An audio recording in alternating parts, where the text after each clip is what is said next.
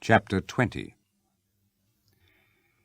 One day when Jesus was in the temple teaching the people and preaching the good news, the chief priests and the teachers of the law, together with the elders, came and said to him, "Tell us, what right have you to do these things? Who gave you this right?"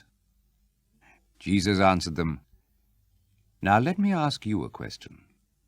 Tell me, did John's right to baptize come from God or from man?"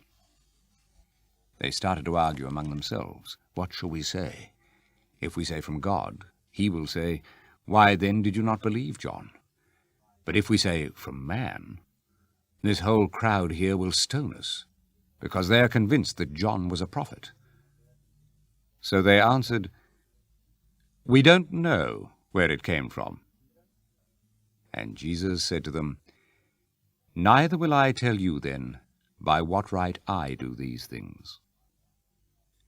Then Jesus told the people this parable. There was once a man who planted a vineyard, let it out to tenants, and then left home for a long time. When the time came to gather the grapes, he sent a slave to the tenants to receive from them his share of the harvest.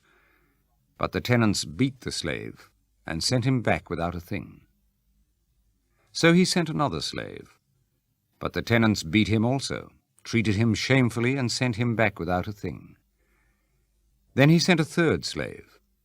The tenants wounded him too and threw him out.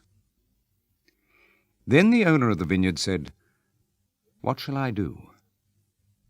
I will send my own dear son.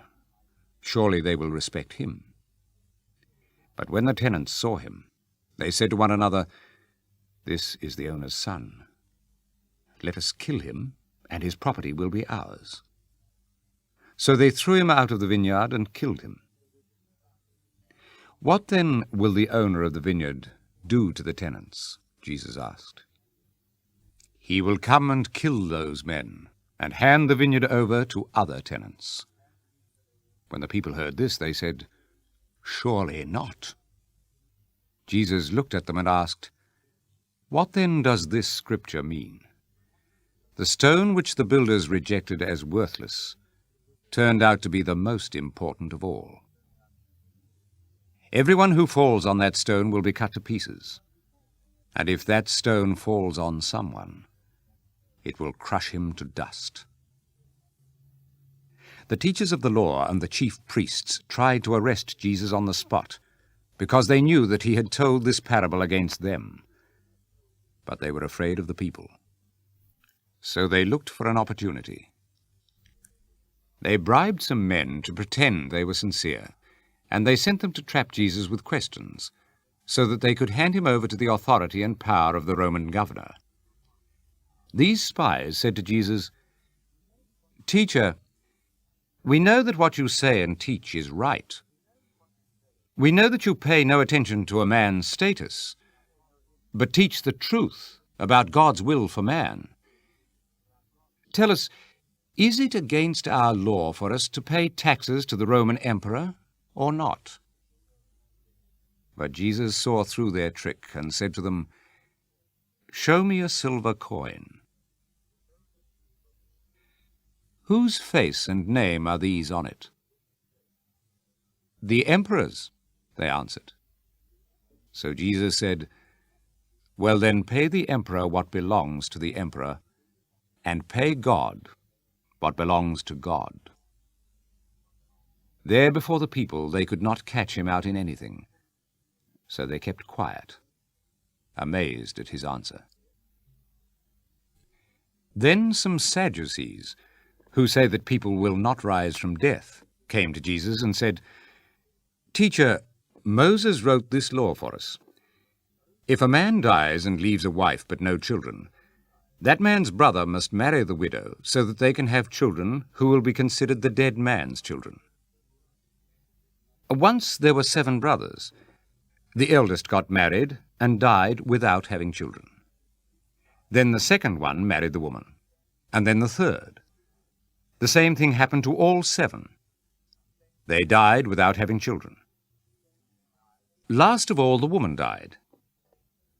Now, on the day when the dead rise to life, who whose wife will she be? All 7 of them had married her. Jesus answered them, The men and women of this age marry, but the men and women who are worthy to rise from death and live in the age to come will not then marry. They will be like angels and cannot die. They are the sons of God, because they have risen from death. And Moses clearly proves that the dead are raised to life. In the passage about the burning bush, he speaks of the Lord as the God of Abraham, the God of Isaac, and the God of Jacob. He is the God of the living, not of the dead. For to him all are alive. Some of the teachers of the law spoke up, A good answer, teacher, for they did not dare ask him any more questions. Jesus asked them, How can it be said that the Messiah will be the descendant of David? For David himself says in the book of Psalms, The Lord said to my Lord, Sit here on my right, until I put your enemies as a footstool under your feet. David called him Lord. How then can the Messiah be David's descendant? As all the people listened to him, Jesus said to his disciples, Be on your guard against the teachers of the law, who like to walk about in their long robes and love to be greeted with respect in the marketplace, who choose the reserved seats in the synagogues and the best places at feasts, who take advantage of widows and rob them of their homes, and then make a show of saying long prayers. Their punishment will be all the worse.